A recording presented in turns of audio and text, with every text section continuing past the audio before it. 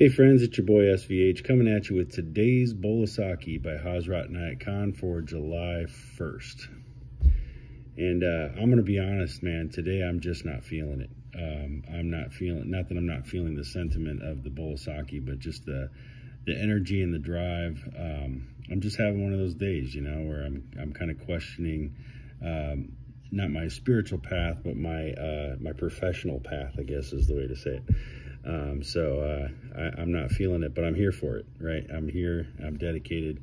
I want to give you guys the Bowl of Saki today. So bear with me on my sluggishness today, but I'm going to try to bring what I can and channel whatever comes through here. One's pride and satisfaction in what he knows limits the scope of his vision. One's pride and satisfaction in what he knows limits the scope of his vision. So I'm going to share a little commentary from Murshid here first, and then kind of see what comes through from that. One wishes to be admired for his clothes, his jewels, his possessions, his greatness and position. And naturally, when this desire increases, it makes a person blind, and he loses sight of right and justice. It is natural that the desire for things that gratify vanity should have no end. It increases continually. The tendency to look at others with hatred and prejudice, to consider them inferior to oneself, and all such tendencies come from this ego. There are even cases when people spend money in order to be able to insult another, to make someone bow before him, to make him give way, to put him in a position of inferiority, to make him appear contemptible. Sometimes a person will spend money. The desire for the satisfaction of vanity reaches such a point that a person would give his life for the satisfaction of his vanity. Often someone shows generosity, not for the sake of kindness, but to satisfy his vanity. The more vanity a person has, the less sympathy he has for others, for all his attention is given to his own satisfaction, and he is as blind toward others. This ego, so to speak, restricts life because it limits a person. All the knowledge that man possesses, he acquired by belief. When he strengthens his belief by knowledge, then comes disbelief in things his knowledge cannot cope with, and in things that his reason cannot justify. He then disbelieves things that he once believed in. An unbeliever is one who has changed his belief to disbelief. Disbelief often darkens the soul, but sometimes it illuminates it. There is a Persian saying, "Until belief has changed to disbelief, and again the disbelief into belief, a man does not become a real Muslim. But when disbelief becomes a wall and stands against the future penetration of the mind into life, then it darkens the soul, and there is no chance of further progress. And man's pride and satisfaction in what he knows limit the scope of his vision." So one of the things that I love about Sufi teachings, and especially in particular the teachings of Pir Murshid Hazrat Inayat Khan, is the timelessness of it. You know, these were lectures, all these books and teachings were derived from lectures that were given over 100 years ago. And they're so relevant still today. When you read about some of these things, you know, one wishes to be admired for his clothes, his jewels, his possessions, his greatness, position, and naturally he desires more, which just blinds one to the sight of real true justice. Man, we see that every day. This, especially with social media, you know, people just, you know, would pay for, and he even says this in here, you know, people would pay to trash another person, you know, and that happens a lot in this day and age, right? You know, we spend a lot of money or donate a lot of money to things that are against other people, or that uphold a certain belief over another, and things like that. And it's crazy to me that that's the life that we live in. But Murshid saw this in the world 100 years ago, and you know, although things have changed, things often are cyclical and come back around.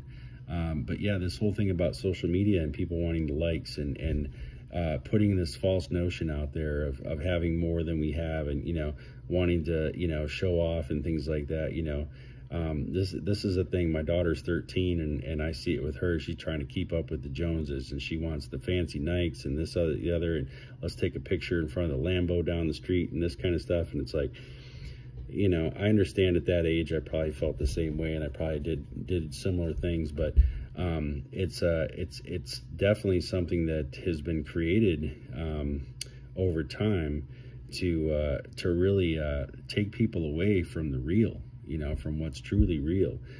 So this whole idea of keeping up with the Joneses, of trying to, you know, make sure that we're showing ourselves as being great, or that we're living this amazing life out there. You know, I started this video admitting that I'm not feeling it today. I'm having one of those days where it's like I'm really questioning what I'm doing on a daily basis with you know, my professional life and things like that. So I know what my purpose is in life, and I know what I've been put here to do, and I know some things that align with that, with a professional career and things like that. But over the last several years, life has taken me in a different direction, and that's where my focus has been. And I've gotten great joy and success out of it over the years. But you know, some days I'm just kind of really ready to stroll into that other direction, which is really living my life's purpose, inspiring others, sharing spiritual truth, making music that hopefully has a creative spirit that alivens and awakens something in the listener to want to express themselves in their own unique way as well. So, you know, these are things that call to me. There's the things that drive my inner spirit. And, you know, some days I can you know, look past that feeling and desire and do what's the task at hand, you know, in my professional life. And on other days, it really weighs on me. So, you know, I can be honest with that. I can be open to that. And that's important, to be able to be honest with yourself, and not let your pride or satisfaction in life limit the scope of what you know and what your vision is. So it's important to have a vision, and it's okay to be dissatisfied. It's okay to be, you know, unhappy, right? You know, so we always strive for this satisfaction and happiness in everything that we do, and everything's got to be peachy keen and going the way we want it. And sometimes it just doesn't, and that's okay, because it tests your mettle, and it makes you stronger, and it makes you kind of look at your life differently. If you're strong enough to kind of look through it and see through it, you realize that this is a temporary condition, and that you can move through it and move past it with the right thinking and the right mindset and the right practices and the right, you know, the right scope of vision.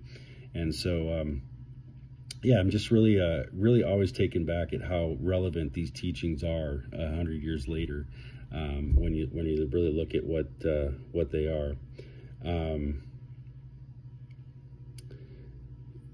Yeah, and I love this Persian saying too. You know, until belief has changed to disbelief, and again the disbelief into belief, a man does not become a real Muslim. And you could say a real spiritual being, or a real Christian, or a real Buddhist, or whatever. You could replace that word with whatever you like. Sufism is very much considered the heart of Islam. So it's a deeper wisdom school within the Islamic, you know, scope, I guess is the word I'm looking for.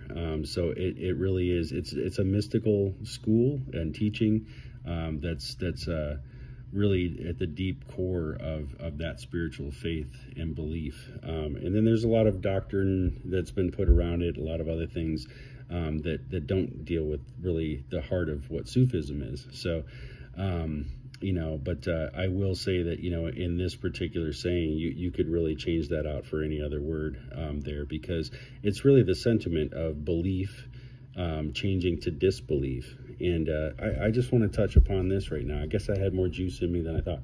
I'm already on 10 minutes here. One of the things that, we've spent these last 4 years, and I'm not trying to get political. I'm not trying to get on a high horse or anything here, but these last 4 years since the COVID pandemic, we've really seen reason to disbelieve some of the things that we've believed in before. A lot of things that have been spoken and said just aren't true, and there's been a lot of things that have been put out there that you have to question the validity of it, right? And so I've always been very much into conspiracy theories and different ideologies and things like that, because how do I know if we went to the moon or not? I wasn't there, right? And there's good arguments on both sides. So with that said, a lot of these types of things, I've gone down those rabbit holes over the years, and it's interesting to me, and I don't have to subscribe to one side or the other or try to convince everybody to believe what I think might be the case, but I think it's fun to explore. And I think through this whole last 4 years, we've seen so much dishonesty and so much, dissension in the media and other things where, people have gone out of their way just to prove their point without really looking at the facts or really looking at the truth or how they can see things from a larger perspective and in a broader perspective. So we've been so trained and so minutely focused on what we've learned. So I question a lot of our history that we've been taught. I certainly question religion and how it's been packaged and how it's been presented to us, just because of my own personal experience with God has driven me much farther out into a deeper understanding of what true spiritual life is, and it's not the way that most religions package it. So these are things that for me, I understand this idea of believing something and then disbelieving it, and then maybe coming back to believing it again, right? Because I think we need to pick holes in things. I think we need to look at things from all different angles and different perspectives, and not just take it as truth just because somebody spoke it or because it was indoctrinated on us or it was spoken to us by, even people that we might respect or believe in. Or trust. You have to make your own decisions. You have to discern for yourself what's true and what's not, what really speaks to your heart and what doesn't.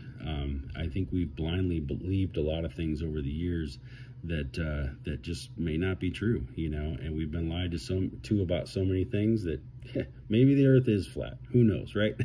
So these are all different things that, I think having an open mind and a willingness to not limit that scope of your vision to where you see all possibilities, then you kind of see the world differently, and you see things less matter of fact and much more open and much more broad and much more possibility out there in the world. When you think that, hey, maybe it's not the way that I learned it. Maybe it's not the way I understand it. Maybe it's not what I believe. Maybe it's something completely different. Maybe I thought I was an expert on this, but I don't know anything at all. So being willing to humble yourself and put your ego aside and say, hey, maybe my thinking's not right. Really can change your life and can really just open you up to things where you don't get so hung up on certain things. You don't let things bother you as much or drag you down as much. Hence, I have my days still where I'm like, I'm not really feeling this, but I'm still plugging through because I know tomorrow's another day and it's just a momentary glitch in the matrix.